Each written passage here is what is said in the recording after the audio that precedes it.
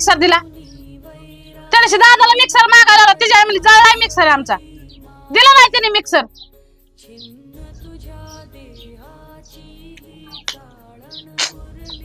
अगं ती चुकीची वागली म्हणून आपण कधीच चुकीचं वागायचं नसतं.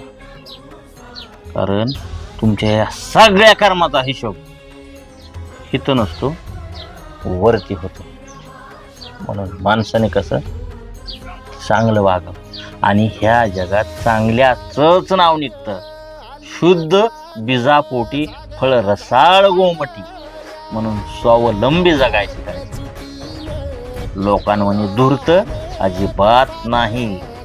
त्यांचं इमान त्यांच्यासोबत, आपलं इमान सदैव परमेश्वराच्या चरणी आपल्यासोबत.